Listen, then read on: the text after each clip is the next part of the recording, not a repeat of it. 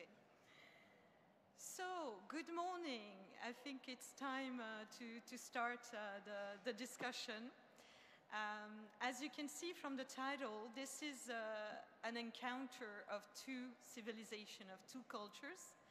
So, my two guests here are coming from the East, and we're meeting here in the West. So we'll start, as they do, by saying hello. Hello. Hello. Hello. Very quickly, just to say who I am and why I have the honor to moderate this panel. So I'm here working for Essential. Essential is a great initiative by Silvio Levi, who's here with us this morning. And the idea is to promote the art of perfumery throughout the year. So there's a great website, and you can also get the subscription for the e-newsletter. So Essence is a major milestone, and Essential just carries on throughout the year. And this is a typical example of what Essential brings, a discussion with an interesting aspect on China, and it's interesting zoom in on what China is doing on the artistic perfumery world. So in this discussion, we will really cover a lot of topics, not in detail, but we cover different points such as perfume preferences in China, brand identities, brand engagement, shopping experiences, and of course cultural dimensions. So quite a broad topic. And the key question is what it is that connects these two worlds together. Do we have an integration? Do we have specificities? Do we have a different model? And yeah, this is the mystery. How does this East meet West happen? Or is it West meets East, the other way around? So now it's time for me to introduce our two guests. I'll start on my left with Yu-King Sun, who is General Manager of Minorité and also Chairman of the MAPA 2 Awards and Organizing Committee. This is taking place just afterwards, so the suspense is on in terms of who wins the awards this year. But just stay on if you want to know. It's in the same conference room. Minorité is a cultural communication agency specialized in artistic perfumery in China, and Yu-King has very much focused on this niche fragrance business for the last 7 years. She writes niche perfume reviews for magazine, online, social industry, and of course she also hosts major fragrance exhibition in addition to the MAPA Minorité Artistic Awards. Minorité was founded 5 years ago, and it's really a professional award in the global artistic perfumery industry.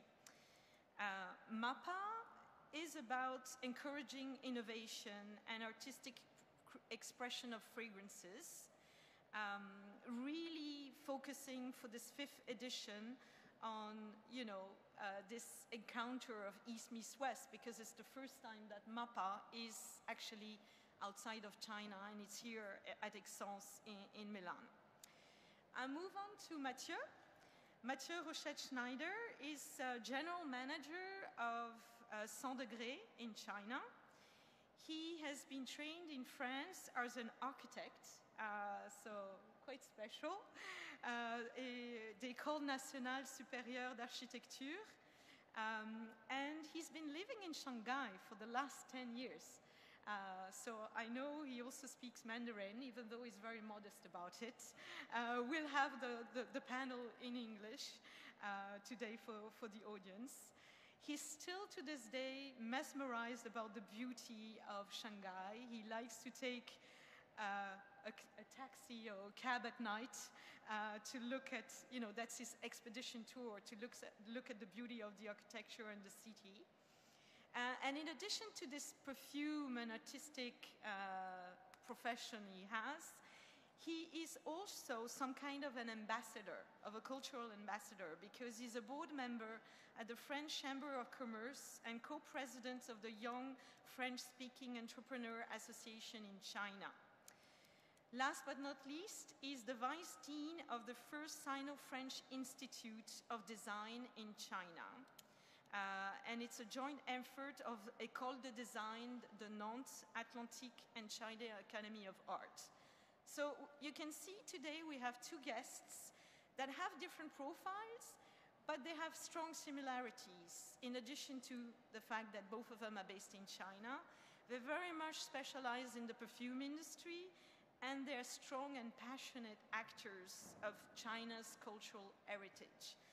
I think it's the perfect setting for us to discuss and debate about the cultural knowledge and the local markets, of China from the perfume world. So let's start with East meets West. I have a first question. We all know that China is very fast in catching up with the West, and they embrace very quickly the latest ideas, and wearing perfume is one of them. In the past, it was not really part of the culture.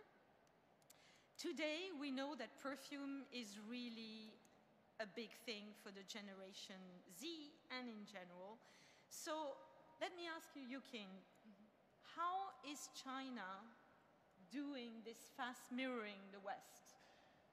Okay, thank you for Lauren's question. I'm gonna give you some statistics about the Chinese perfumery market. In 2023, the size of the whole market has reached to 2.6 billion euros, and it is increasing about 15% per year. Until 2020, there were about 200 million Chinese using perfume, and I guess the number can reach to 400 this year, very fast. And this is only 2% of China's total population, but it equals to the population of Canada. So it's very big and is still increasing very fast. And what's more exciting is that nearly half of Chinese perfume users have started to use niche and artistic perfume. So that's the basic situation, I think, in Chinese perfumery market. So that's great. I mean, 50% is already a big number, so that shows how fast it's going. And Mathieu, I know you have other interesting numbers to give us. Sure. Few stuff about perfume right now in China. First of all, as you mentioned, it was not something very popular, but we have to be careful about this information because it was not popular during the 20th century, for many reasons that you can imagine. But the perfume during more than 20 centuries was extremely powerful and extremely strong in China. And I think it's extremely interesting to see that the fact that perfume is coming back in China, it's also a way to rediscover some cultural aspects, some heritage aspects, and also related to a new generation who is looking for some product to buy for themselves and not to buy to show some things outside. And perfume was also strongly back, let's say, during COVID time, because people spend time at home. People spend time, the makeup, the lipstick makeup effect with the mask was quite strong and complicated for many makeup brands in China. And the perfume was a way to express some things for yourself, for your family, from your heritage, from your hometown, from many things. And last point, what is extremely interesting, this fact that perfume is related to culture and heritage aspects. The Chinese consumer are interested both about overseas culture and local culture. But the common point is culture. When you see the French niche brand who are working very well in China right now, they are extremely cultural oriented. Same for Italian brands. For example, Santa Maria Novella is extremely popular in China because there is a way to express a culture. And the Chinese brands are also excellent about it to express an ingredient, a place, a village, a time, etc. Okay, so you already told us. Sorry. No. I'm just, you already put the first pillar, which is culture is an essential piece of whatever story the perfume brand is talking about. And the second important message beyond the numbers, the important numbers that Yukin quoted, is that the Chinese fragrance lovers are already into this focus on experience rather than appearance. That's the second very strong message that you gave us. So, excellent, strong start. I want to move to the second question, which is to say, to ask you that, we know that China goes faster than the West, and we know that the phygital experience is way above what we know here.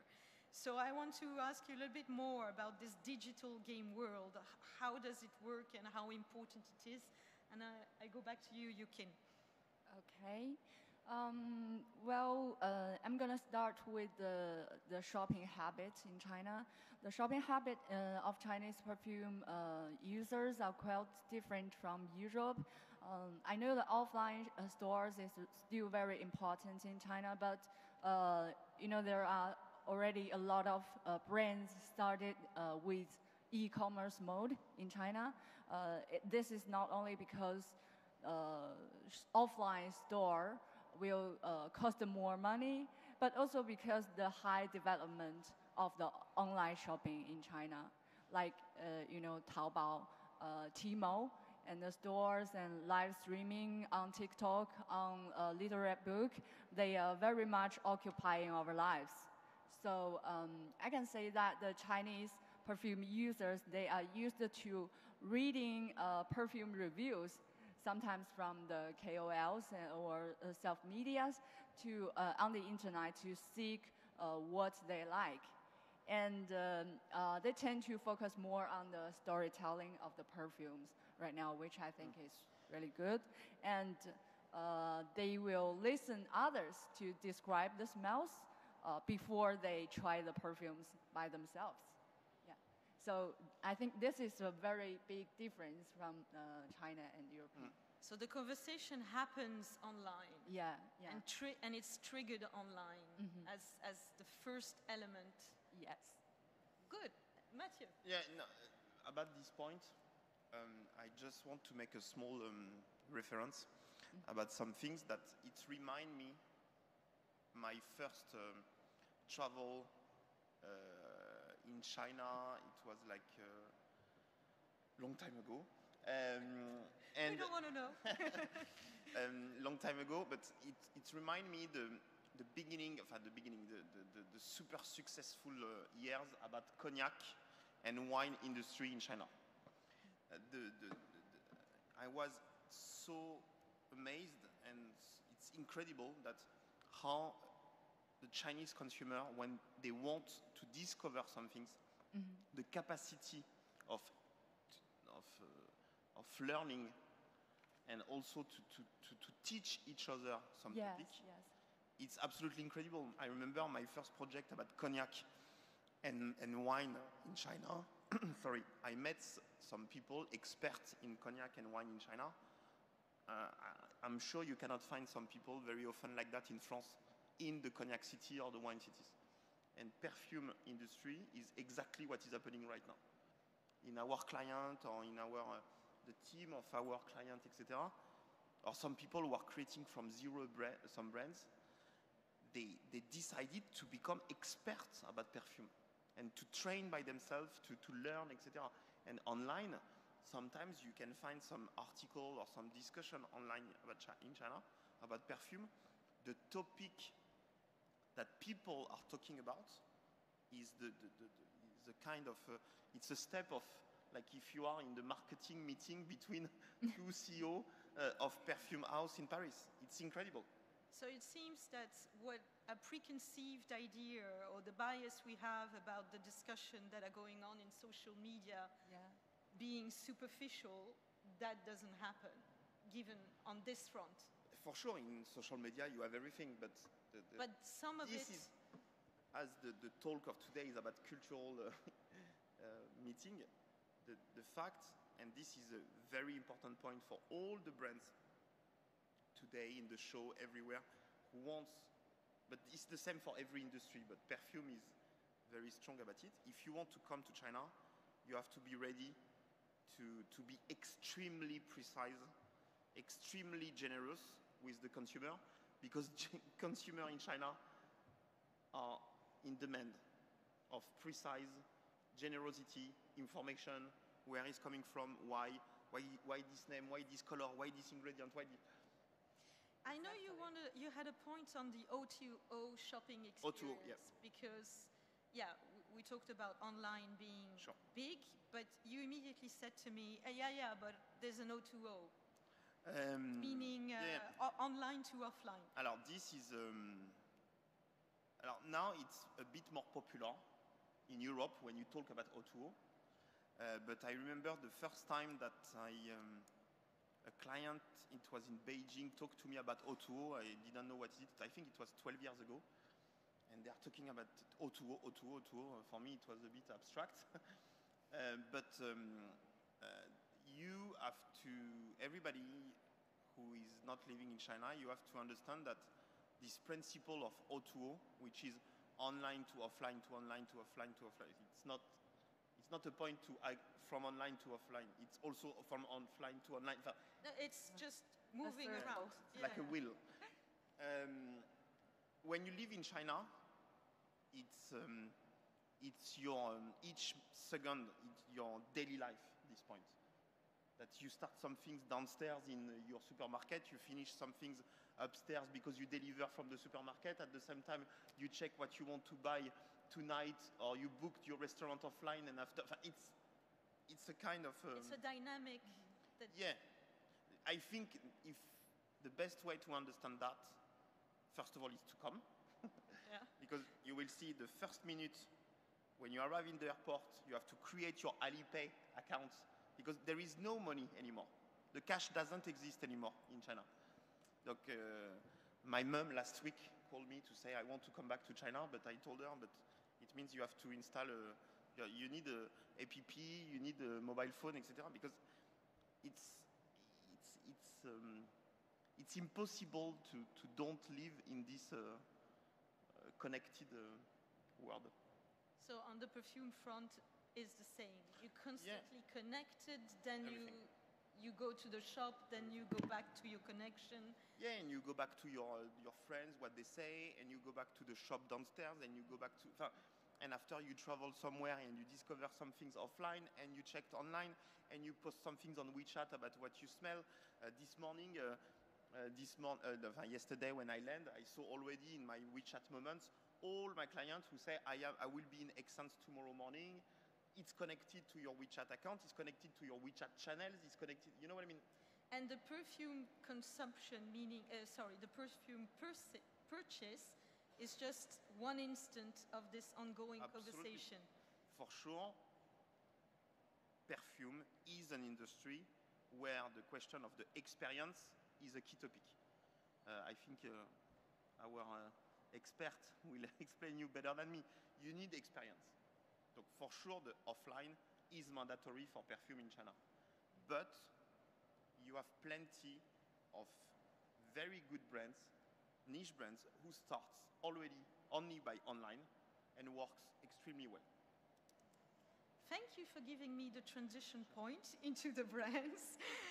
Actually, I think there is another point of the O2O on perfume, specifically on perfume, because Chinese can do a lot of things just online, but not perfume actually, because you need to really smell it. Yes. Yes. So even though they need to do a lot of research before purchasing the perfumes, but they finally will come to see the perfume itself and smell it. You wanted to say something? No, but just sorry to react about what you said. Mm-hmm. For example, during COVID, I had a brand, a French brand, who contacted us to say, I want to make my brand the biggest part of our business in China. We don't have plane, we are not able to travel, the products are not registered. It was, on the paper, it was impossible.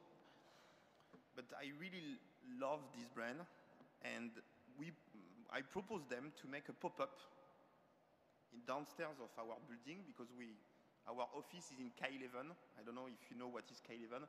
K11, it's a very cool, let's say, niche building brands. In Shanghai. Yes, it's more than building. It's like 100 floors building, but it's very niche. It's very arty, etc. I went to the management of the building to say, I have a French brand. They want to make some things. Their products are not registered. On the paper, nothing works. Finally, we create a pop-up, which is pure experience. Mm-hmm. There is nothing to sell. Nothing. But the experience was so out of what is expected. You can scan a QR code to order your product. For sure, you have to wait to be delivered, but the experience was so incredible. They found a partner, they signed an agreement.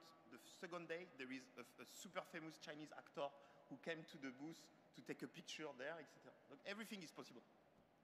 You found the solution. Everything is possible. So, going back to the brands, we don't know you keep it as a mystery, the name of this brand. Yes, going back to the point of, Western brands, so moving the angle and going West meets East, we know that the embracing of the local culture that you mentioned before, Mathieu, has very much been the focus of major brands. Traditional Chinese medicine, artistic concepts, and I will quote just a few examples. So Roger Gallet took the TCM concept into the presentation of a collection.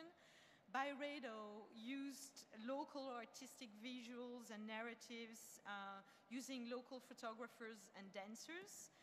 And Diptyque this year for the New Year collection used the Chinese calligraphy art to present the new collection. So this has been, the focus of major brands who want to present in a good way their brand in China. So I want to ask Yukin, what is your opinion on this cultural integration of the Chinese culture by Western brands? Well, I appreciate it because they are trying to do something to connect with Chinese culture and Chinese. But I have to say that the brands can actually go much deeper than what they are doing right now, because there is so much to be learned and adapted in Chinese cultures. And actually in the creation, I think it requires maybe a green light from the global headquarters of the brands to integrate Chinese culture in the core of the creation, but not just the marketing thing, not just the promotion. And it is necessary to avoid the fake creations, which with empty content and just a marketing story, which is made up, obviously.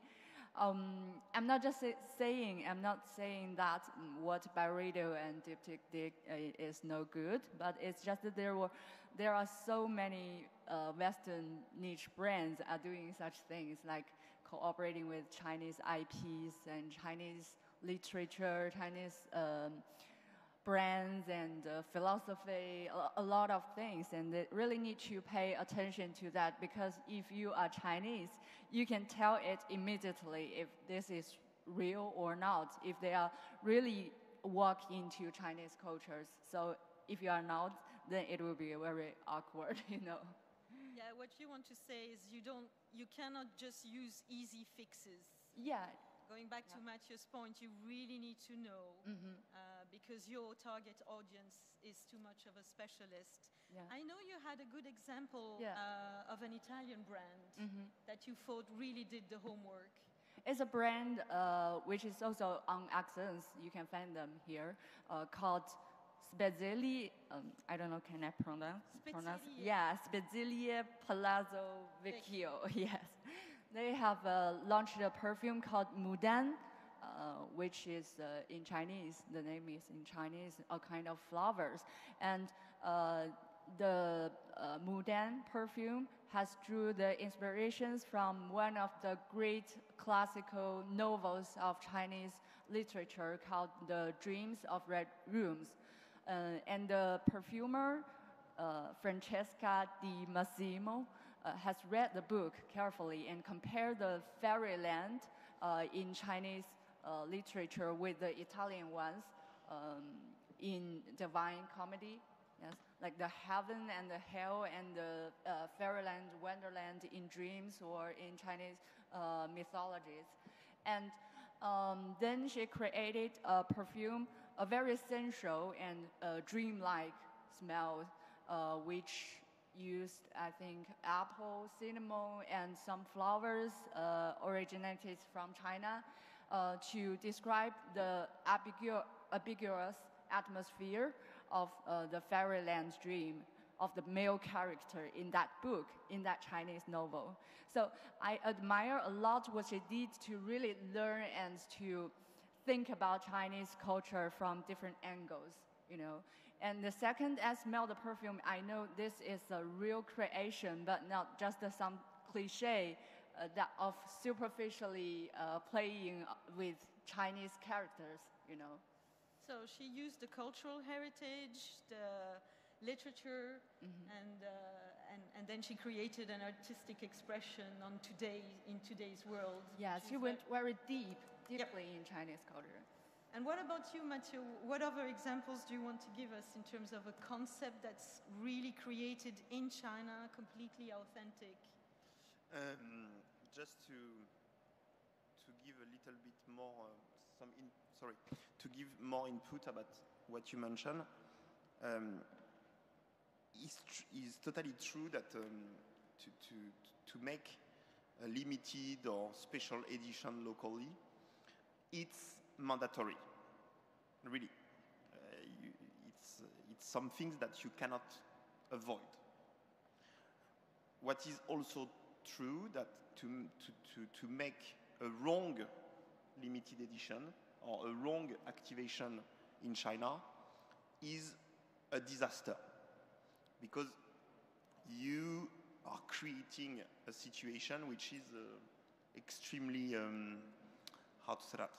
extremely painful for the consumer to see that the brand they love made such mistake in terms of cultural points. The best example in the world, and this it will be, I'm sorry for them, but the best example for many, many years is Dolce & Gabbana, which made the most terrible mistake. Anyway, the solution, and I think it's a good image. It's an image that we gave very often to our clients in Saint Degré, that it's exactly like a love story between the consumer in China and the brand they love. That in the love story, you want to have proof of love, you want to have a dedicated proof of love, but you don't want to have fake proof of love. The goal is to stay 100% who you are, but to make this proof of love. One of the good examples was the fashion and bags industry few years ago. It was like, let's say 2 years before COVID. The very big French fashion house, like LV, etc., they, for each Chinese New Year, they made some limited edition of a bag, etc. And I remember very well, there is one point that the Chinese consumers start to post online to say, why you are making that? Like, it's so ugly. We love so much your brand. We are the best lover of your brand. But what you are doing with this little pig bag, it's so ugly. Don't make that. So that's another example of not what you shouldn't be doing. You have to make some things, but you have to make it very well. But you have a good example in the perfume world about, I think, a brand you are handling, which is the Herborist, right? Alors, Herborist is a Chinese brand, Okay. 100%. I think one of the good examples about what you said, you can check online. We created for Diptyque a special perfume called L'Eau Papier. Yes, okay. Which is a product. It's extremely, how to say that, sophisticated in terms of marketing, because it's not for China.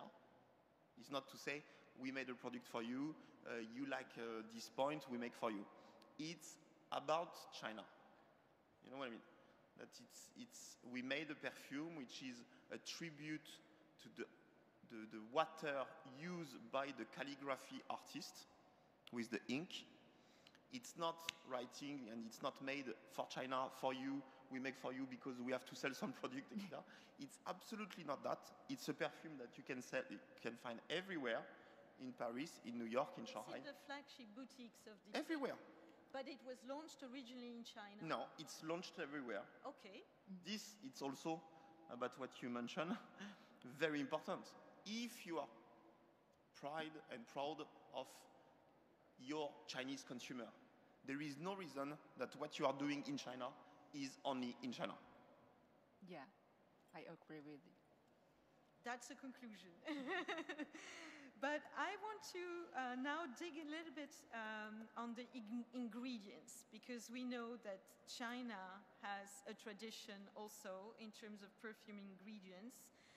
I've read quite a bit, so I heard about the 4 primary ingredients that are traditional one and referred to as the big 4. One being oud, musk, sandalwood, and ambergris. Do you agree, Yukin, about the relevance of those 4 major ingredients, or are there more important ones actually? We have several Chinese friends right here, and I don't think we have some common sense about the China's big 4. They are more related to the traditional way of using fragrances in China, but the Chinese perfume users are actually mostly they are young people, so they know less about it, and it is not in the system of the perfume world. So I think they got influenced by the Chinese perfume users. They got influenced by the Middle East style of fragrances, of the note of oud, So I think other notes which are welcomed in China can be green note and woody note, especially woody note because it is deeply related to Chinese culture. And sandalwood will be a good example, I think. I'd also like to especially pick one special ingredient, the Sichuan pepper. Sichuan pepper is a kind of special pepper planted in China, and it has a very strong green and spicy smells. You can find it in Chinese hot pot. It's spicy, and we find a very good creation in this year's MAPA Awards who used these ingredients very well. It's not a note so far, but I just think this is one of the special raw materials that is happened in China. And anyway, what I want to say is that China, there is still a lot of things to be developed in this very big and rich and beautiful land of China. We have numerous aromatic plants for Chinese medicine and Chinese cuisine, and we have so many kind of trees and flowers in different area of the land. So I think it's just that there is still a major effort to be done to turn the raw materials into ingredients and have a practical application in fragrances. But China is never gonna disappoint you if you open your eyes and your nose. Yeah. I like this line.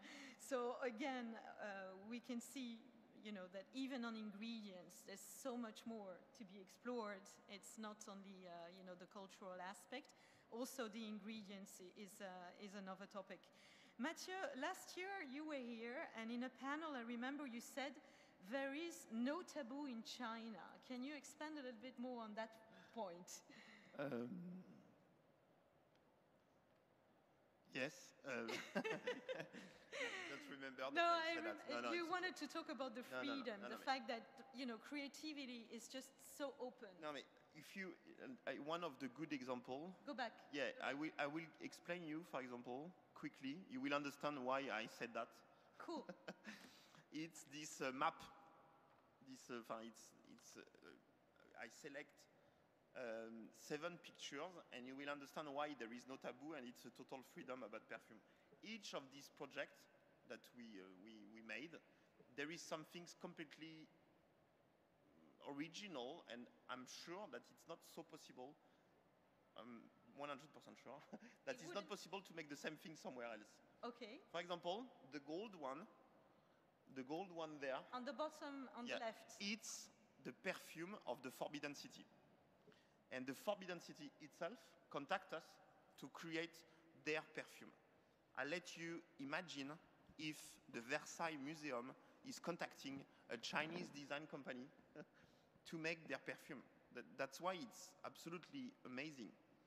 We made a full team of for different country people for the glass, for everything.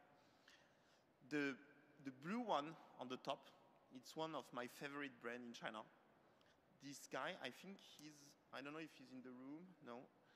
Michael, his family is from the raw material industry and the perfume industry in China. It's an old family about it. One day, he decided to create his own brand. The name is Voice from the Sky. Why the name is Voice from the Sky? Because he's extremely, he's practicing a lot. His faith is Christian. And he wanted to create a brand dedicated to his belief and his faith about Christianity. For me, it's absolutely amazing, and the name Voice from the Sky is something extremely strong and deep, as you can imagine. In China today, to have a young nose who made his study in France, after he continued the business of his father, an old family, and the brand is Voice from the Sky. The next picture, fragrances created in China. It's an award, it's a competition we created, dedicated to niche Chinese brand. But the competition happened in Grasse. And we told them, okay, let's try. You will be judged by only French people in Grasse, the capital of perfume. And we had more than 45 files of people who apply, etc., etc., etc. So how many winners in this competition? Around 10. Okay. And the next one, the next October, we will make the second edition, and it will be a mix and match between young niche French brand and young Chinese niche brand. Donc, why I wanted to tell you that there is no taboo, it's because it's at the same time a huge market about perfume, and at the same time, it's still extremely naive. extremely free, extremely touching. You know what I What mean? you mean is innocent in terms of everything is allowed. I don't have to say that, but I will say that. But, for example, to make a competition in France, if I say to the French industry, okay, we make a competition with only foreigner people in the judge, I'm not sure I will have a huge success. Absolutely. Okay, so now I would like to fast forward to the future. I mean, what do you think is going to happen in this model, this joint model of West meets East, or the other way around? Where is it going, Yukin? Well, I think it will not only be made of the exchange of the trade, but also on the merge of the culture. Of course, Western world and Eastern world are different anyway, and I don't mean to make them one or something. It's just that I believe that fragrance can surely be a special bridge to connect the two worlds and help us to understand and respect each other's culture easily. And I think this is what really matters which is beyond the products and the business. Yeah. Okay, so you're very, not only you're passionate, but you're very optimistic about this model. Yeah. What about you, Mathieu? What do you think is going to happen moving forward? Well, there is, I think, 3 points, 3 aspects of this industry in China will be the next challenge for all of us. Why I'm saying all of us? Because the industry, the perfume topic in China is related to everyone who is working from far or closing to is the brand, is the nose, is the manufacturing, is the influencer, because you are a kind of influencer. It's depending on some show as Essence. It's everybody is a part of it. I think clearly this year there is 3 points are quite challenging. First of all, is what is the future of the 1,000 of local brand created since few years? Because really, it's more than 1,000 and 1,000 and 1,000. Look, all of them will survive. I don't know. Honestly, I don't know. What is sure that the founders of all these brands are very hardworking to say, okay, how I stabilized my business. Look, this is a huge topic. If you go to, if you type on Little Red Book or anything like Chinese fragrance, it's incredible. And what is also incredible, that honestly, each of them, for me, has an interesting point. How it's possible to have so many brands, let's see. The second point is how the big, let's say the big worldwide, including the Chinese one player, will move in the coming years. I bring you, I talk about it now? What did you say? I talk about it now? Or? You can. No, I bring you a brand. It was on your page before. Yeah. I bring you a brand. I think each of one of you talk about it on the social media, because I discovered that since 2 years, everybody is talking about this brand in Europe. It's Two Summer. Two Summer is the top Chinese brand. Suddenly, not suddenly, but quite suddenly, I had the chance to design this brand, and last week, L'Oréal invest in the brand. And the key topic of this challenge of what I call big player, it's how the international group, how the Chinese group, how the Chinese brand, the international brand will manage this connection. Because when you are Two Summer right now in China, even if it's small compared to Dior or anything, or L'Oréal, you control a bit the market. What you are saying tomorrow on your social media will have a consequence for everybody. This is the big topic, how these people will manage their co-working, because there is Two Summer. I think you all heard about documents, because documents is everywhere in every post in the world also. They also have been... Documents is L'Oréal and also another group, Invest Inside. And the last one you heard about it is Melt Seasons. Melt Season was invested by Estée Lauder. How this new wedding, let's say, this new couple will manage their love, I don't know, but it's super interesting. So your second point is, just to precise, yeah, sorry, is about I'm talking too much. The purchasing of smaller niche companies. We know it's already quite a topic and a challenge in the Western world, but what you're saying, Mathieu, is that this is adding an additional level of complexity because it's a Western company, very large, acquiring a local player. You don't have other markets. You don't have other, if you checked, I checked that with my team last week. There is no market of perfume where this point happen. You can check, I didn't find. Spanish brand, when they are bought or when they are part of the group, it's not just an investment, they are bought or etc. A French brand, if they are bought tomorrow by an American group, it's not a small investment. It's they buy, they manage. It's completely baroque situation. So this is happening, and it's going to be very interesting to watch. You had a third point. Thank you. I see you follow very well, Laurence. Thank you. No, and the third point is the first one was about the Chinese brand themselves. The second point is this strange couple, let's say, and the third point is the French brand or the niche brand everywhere. But it's true that the French brand has a big market in China.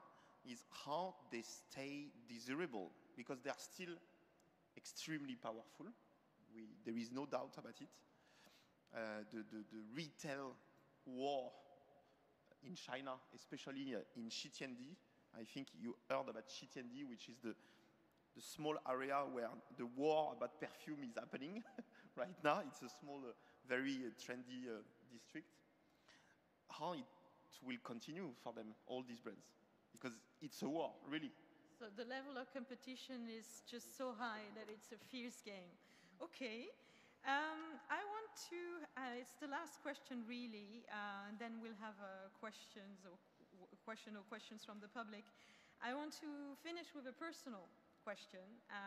I know, Yukin, this is a major year for you with the MAPA Awards, the development and the growth of it. Tell us more about your projects for 2024. Of course, one big project is MAPA 2024.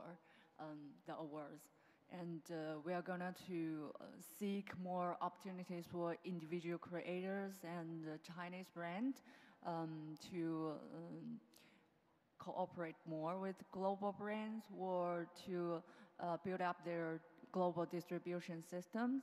And in the meanwhile, we are gonna host several niche perfume group exhibitions in different cities, just like what we did last year.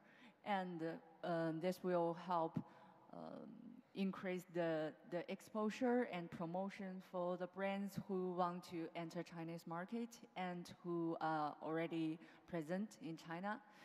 And currently we are exclusively distributing 3 different niche brands in China, but I'd love to do something more to help more Western brands to enter Chinese market. And by the way, we have a stand on Accents about MAPA Awards, and welcome to thank me in P3, the partner zone, to smell some brand, some perfumes from China. And I'm going to have another speech just right here in 10 minutes. And if you are interested in MAPA Awards, welcome to stay here and be my audience. Thank you. Great. Mathieu, just one line. I know you nicknamed the year 2024 Chance. Tell us why. Ah, why do you call it Chance? How you know that? Haha. Yes. The nickname of our 2024 year is Chance. I'm sorry, I love also a lot Silvio Italy, but it's the year of France in China. I'm so sorry, but trust me, I'm a big defender of Italy too. Now, yes, 2024 is the 16th anniversary of the relationship between France and China. Yeah, 6-0. Which is, for many reasons, a very, very special time. This number is also extremely simple extremely specific for Chinese people because it's like a century for us. 12 animals of the zodiac plus the 5 elements. In China, you have 5 elements, you don't have 4, and you have 12 animals. And it's a full 60 years, it's a full complete wheel, let's say. It's extremely important, and it's also the year of the French and Chinese tourism and culture celebration. 3 weeks ago, we had an incredible but really unbelievable concert in Versailles, where the Beijing Opera came to Versailles and performed, but together. It was not one French, one Chinese. They made together a show. Donc it was incredible. And to celebrate this year, we call it this year chance, in English, because it's China and France, and to say that it's a chance of celebration, but it's also a chance to make some beautiful projects. Excellent conclusion. So we are very optimistic, as you can Absolutely. see, on this East meets West. Maybe we take a question from you guys, if you have one for Yukin or Mathieu. Is there one? Yeah, for sure, with pleasure. About 12:30. Otherwise, we let them brief because Yukin has another panel just in a couple of minutes. Thank you very much for your listening. Thank you.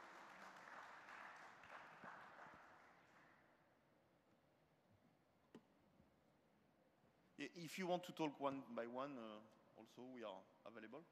Of course. Thank you so much, Laurence. Thank you. Thank you. Thank you. Wait me 10 more minutes. I'm gonna grab some prize winner in Mapa to bring it here for you to try in the next presentation.